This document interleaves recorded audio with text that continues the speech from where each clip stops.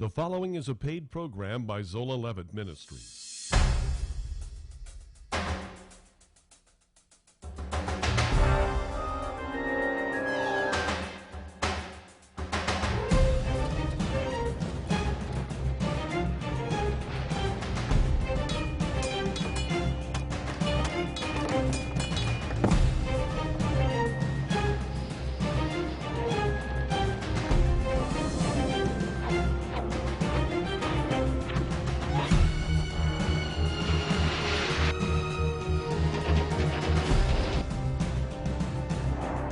Anger in Gaza, war in Lebanon, rumblings in Iran. As the world focuses on the Mideast quagmire, Zola Levitt Ministries presents Daniel and the Last Days Battle for Planet Earth. A hearty shalom to all of you. Jeffrey Seif here with my friend Sandra Levitt. Shalom. Welcome to the end times prophecy of Daniel, the prophetic vision that Daniel had 2,000 years ago. Jeff, we say shalom every week to everyone. Shalom in Hebrew, peace. But I'm not seeing a whole lot of peace in here. No, there's a lot of war in Daniel. A lot of war in Daniel. Why do we care about Daniel? Why do we study Daniel? Well, why do Jews always say shalom and peace when we experience so much persecution? I don't know, Jeff. Seems to me that faith keeps us optimistic, looking to a better day, wishing each other peace and friendship. And when will there be peace? Well, not until there's war. We learn that lesson in Daniel. There's a bad moon rising. The tribulation period emerges. I believe the believers are spirited away from that world, but then the antichrist, the dog has his day. That last week of the 70 weeks. Right. The worst time of the worst time. Right. We're going to look at those weeks today. We're going to have a peek at the week. The peek at the weeks. And we're not going to like what we see at one level. There are people that come to faith during that season and they take a bludgeoning. They're beaten up by this nefarious world ruler. We'll look at this and more as we consider the tribulation period in this treatment of Daniel and the last day's battle for planet Earth.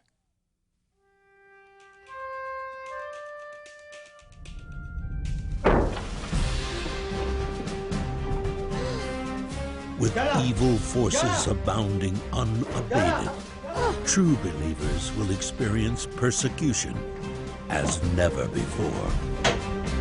Bye.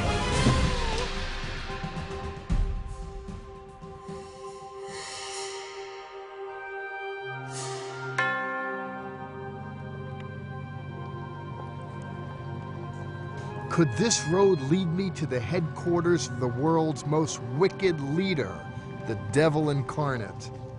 This I wondered as I made my way that day in Jerusalem.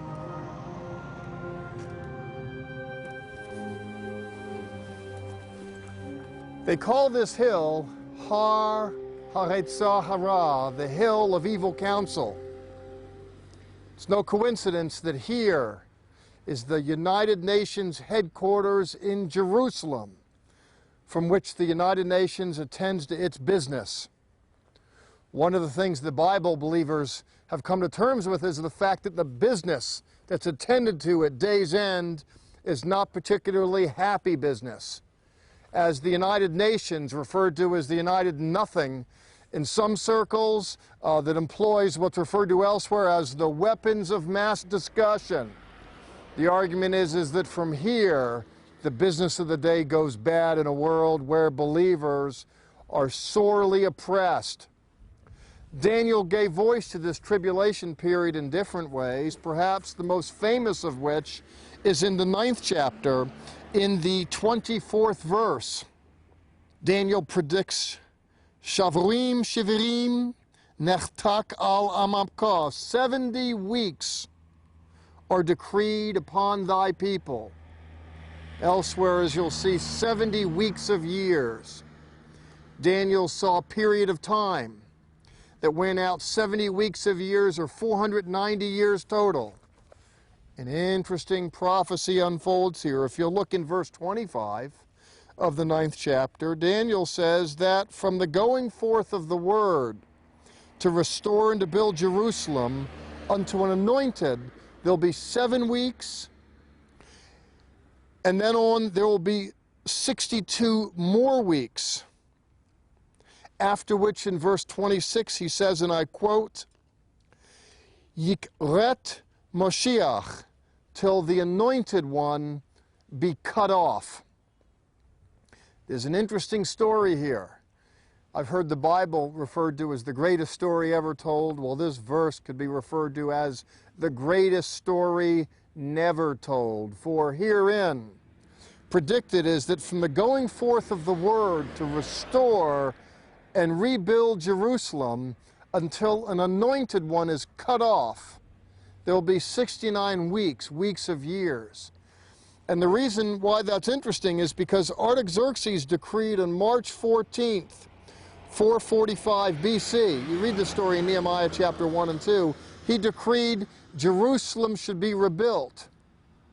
And if you add the weeks of years, if you look at 69 years, 7 weeks of years and 62 weeks of years, and you add to that, you multiply that by the biblical year, which is 360 days, what we're told is that the Messiah is going to be cut off at a very particular point in time. It takes you to April, the year 32 AD. It could be said that the greatest story never told is the fact that the prophet Daniel predicted that from the time when there would be a decree to rebuild Jerusalem, it would extend out to a certain period of time that would culminate finally and fully in the cutting off of an anointed one. I got my start in ministry with an organization called the American Board of Missions of the Jews. Zola, in fact, cut his teeth in ministry from the same organization. This ministry was founded by a rabbi, Leopold Cohen, who was struck. He read Daniel and he said, it looks to me that when we calculate this, something significant happened in the 30s. He was interested in that story, wanted to talk to his Jewish friends. No one would give him an ear. He wanders into a church in New York City where they had on the billboard that they're going to be preaching from the book of Daniel. And lo and behold, Rabbi Cohen became a follower of Yeshua, of Jesus. Well, when you read the story, when it goes on, it's rather tragic. This Messiah is going to be cut off in April, the year's 32. And we see the final 7-year swatch of history here from this personality, this evil person who cuts off the Messiah, who's responsible for it, this wicked personality. We're told in verse 27 that he will make a covenant with many for 7 years, for 1 week. And for half of that time, he will cause sacrifice and offering to cease. It's this final 7-year period in the biblical timetable that gives theologians the vision of a 7-year tribulation period, in the half of which, finally, this anti-Messiah causes offerings and sacrifices to be cut off. And not only that, he claims that he's God. We're told here that he will cause sacrifice to cease, and he will bring in this desolating sacrilege. We're told as well that there's going to be great warfare and what have you in the 10th chapter. What happens is this anti-Messiah makes his entrance onto the stage of the human drama. He will, through flattery, seduce a population, working through the United Nations, arguably giving legitimacy to his dastardly deeds. And what does he do? Well, he starts off sounding well as a man of peace, but in the middle of it all, there's a temple that's rebuilt in Jerusalem. He's going to go in there, proclaim that he's God, and Jews, of course, are going to rebel against that. Those that come to faith won't have any mind for that sort of business. And then the Antichrist will bring his force to bear to try and squelch the movement of God-fearers that are not minded to buy into his vision of a world where he's God incarnate. More to come.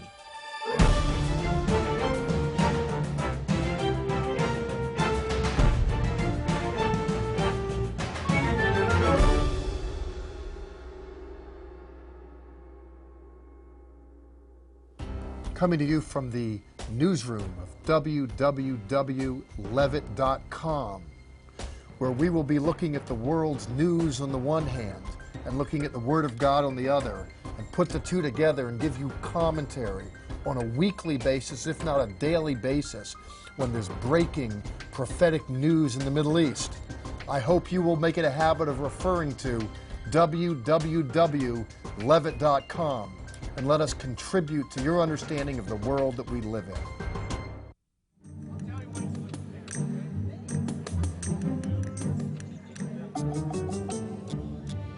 Oh, it's wonderful to be here in the Jordan River. Sandra Levitt and I want to invite you to join us for a trip. Busload of pilgrims are here, and 6 pastors came with us that are behind us here, baptizing individuals.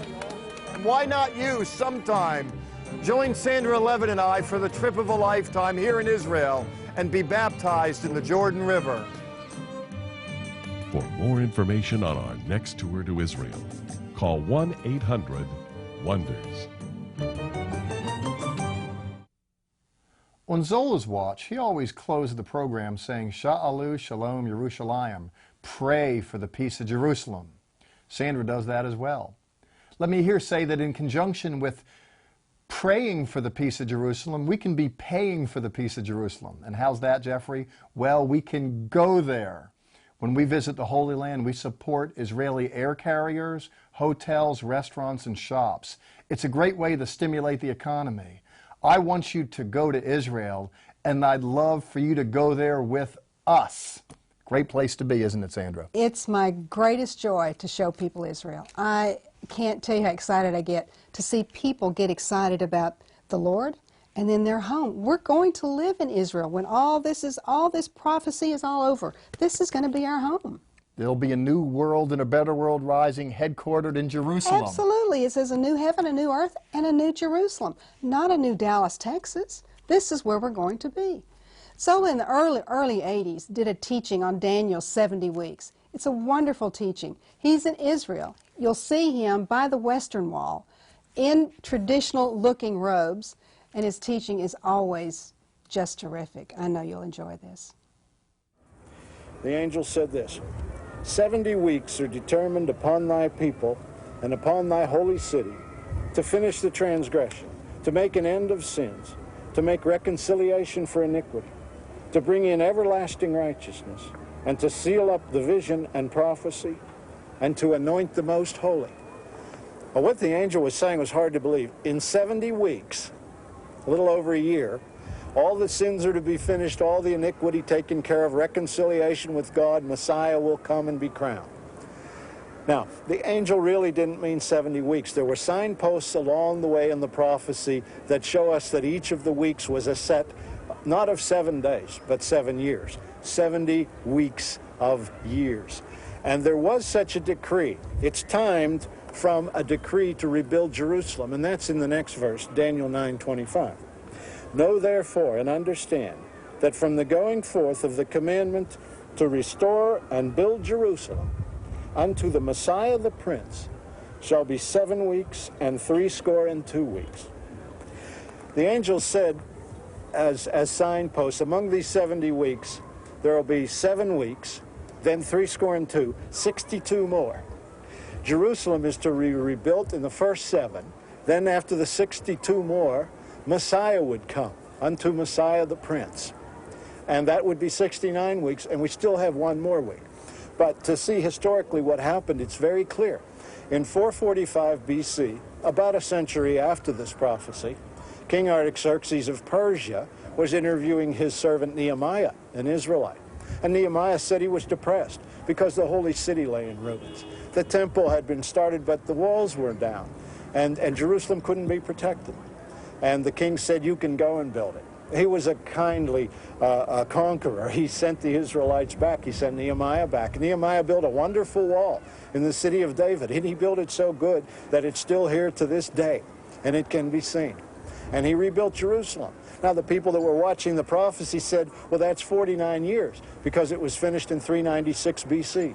445 to 396 was 49 years. And they said, that's the 7 weeks, the 7 sets of 7 years, 49. And they said 62 more weeks, and Messiah will come.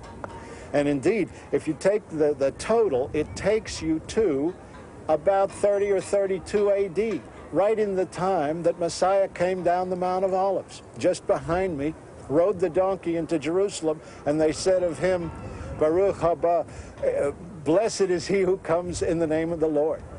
Just as Zechariah had prophesied in Zechariah 9:9, behold, thy king cometh unto thee, lowly and just and having salvation, on an ass, even the foal of an ass. So Jesus rode the donkey into Jerusalem. The people remembered that prophecy, and they remembered this prophecy on that great Palm Sunday.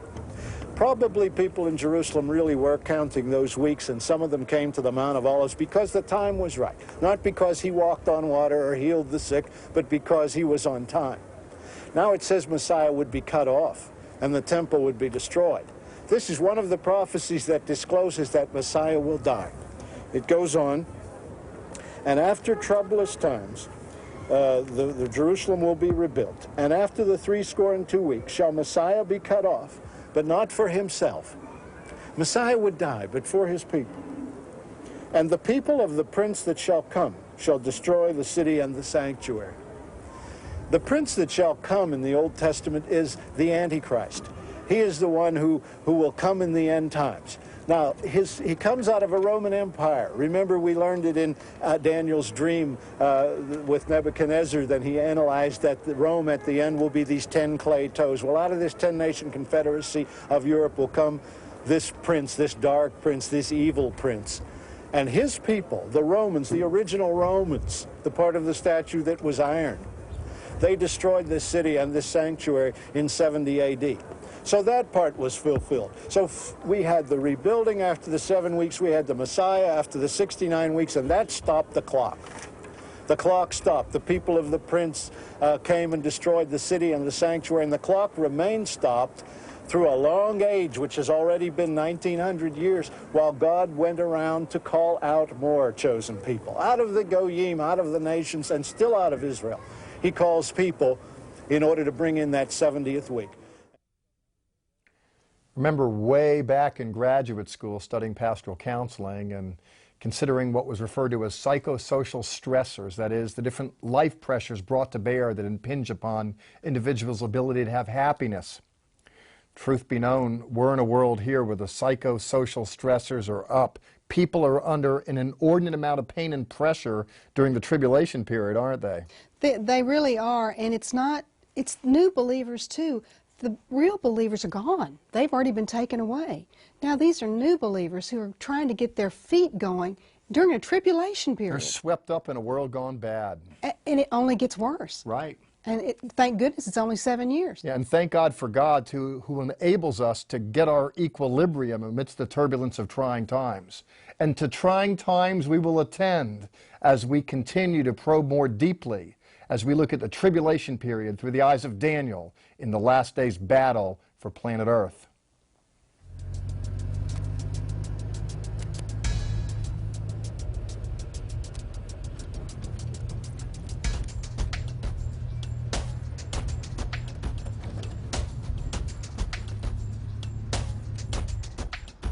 I believe it was in Dante's Inferno, where over the gates of hell it read, "Abandon hope, all ye who enter here." Standing in Jerusalem on the drive here that goes up to the United Nations. Across from me to my right, I can see through the trees, you can't see it, the Dome of the Rock, as this site overlooks the old city of Jerusalem. And here on this hill where the UN is headquartered, this is a place of many for hope, with the belief that the United Nations can bring resolution to global tensions. It sounds like a great idea, I grant. If everyone who comes to the table to bargain comes in good faith, I suppose that simply getting together and talking is a way to bring resolution. But you know, some ideas look better on paper than they perform in the real world. Islam has a foothold in the United Nations, with some 50 nations under its sway, representing now some 1 billion people.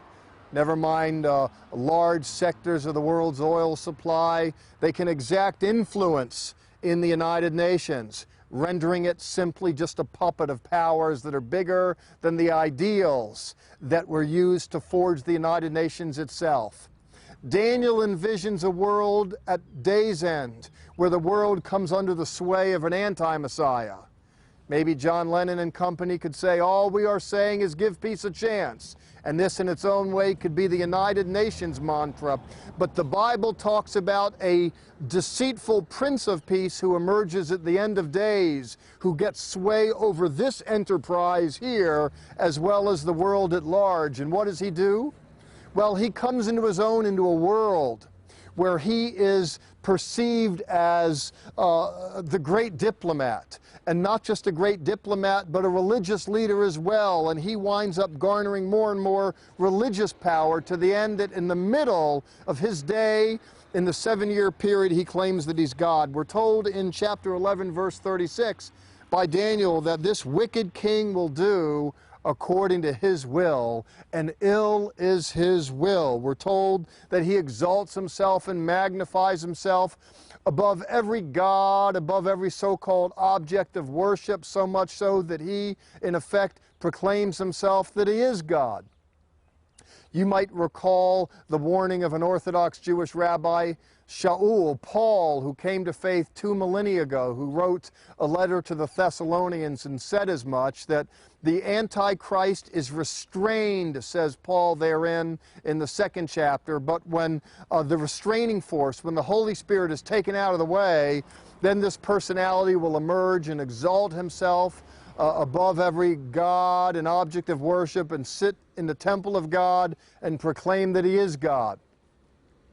Paul said that this personality was restrained in his day 2 millennia ago. Here Daniel is talking about this personality when he becomes unrestrained and he vents his fury during the tribulation period, and he vents his fury on whom?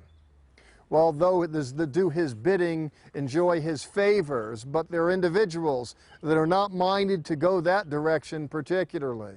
You know, the mantra in the Jewish world is Shema Yisrael Adonai Eloheinu Adonai Echad. Hear, O Israel, the Lord our God, the Lord is one. This personality is not going to make any friends amongst the Jewish people when he sets himself up in the rebuilt temple of God and proclaims that he is God. Jewish people will say no. We're told in Revelation that this personality will want to have a sign affixed to the arms and foreheads of individuals in order that they can transact business in his realm. If you think for a moment, Jews that have the memory of the Holocaust in our minds and in our hearts will not take kindly to the emblazing of any symbols on our arms, as this harkens back to the day when the Nazis imposed the same such figure on the skin of Jewish people. When an anti-Messiah comes and looks to impose such things, when he not only does this but claims that he's God, Jews will emphatically, in no uncertain terms, say no, and the battle will be on. While he may well have seduced with flattery Jewish people, this will come to an end as he shows his colors and as there's a pushing away from him. As that he formed a coalition, that coalition will break up at day's end. We're told here that this personality is so emboldened in verse 37 that he has no regard for the God of the fathers, the God of men, the God of women, but rather he only has regards for the God of war. And war it is. This harks back arguably to the Greeks who worship the god of warfare. This harks back as well to a season, to a world where Antiochus Epiphanes in his day, in the intertestamental period, set himself up in the temple of God and proclaimed that he is God and declared war against the Jews. Well, war is the order of the day in this day, as during the tribulation period, this anti-Messiah gathers his forces, he vents his fury on Jews and others. And there's this great battle that culminates finally in the Battle of Armageddon that brings the tribulation period to a close, in the wake of which then opens up a new era in biblical history, a story that we'll attend to later.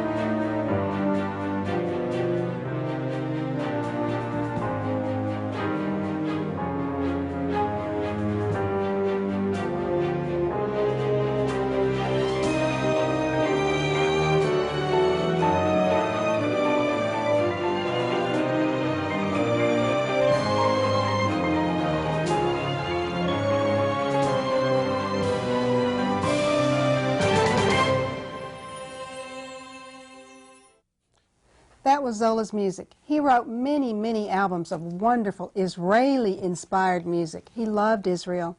He was really a man of God.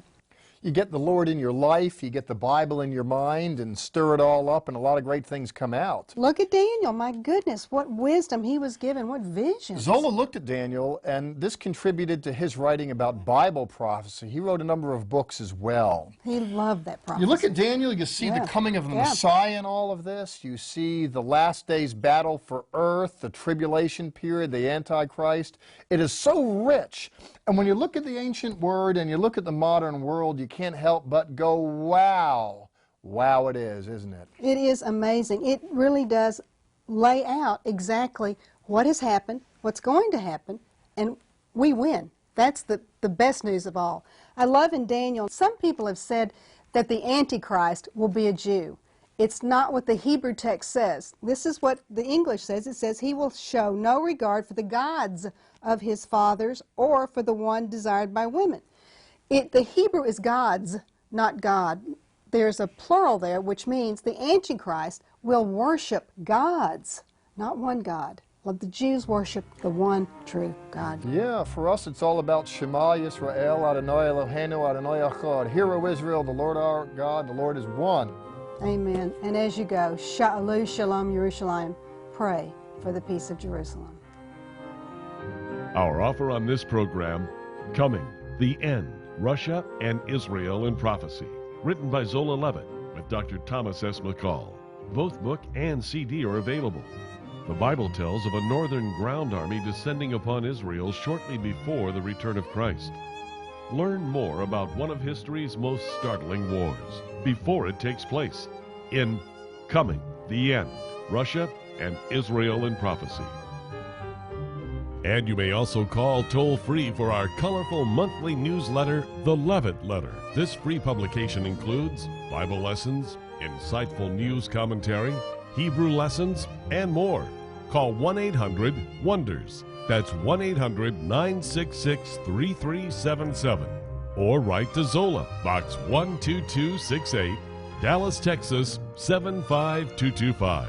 You can also see our Levitt letters, TV programs, and national airing schedule at www.levitt.com. Please remember, Zola Levitt Ministries depends on tax-deductible donations from viewers like you.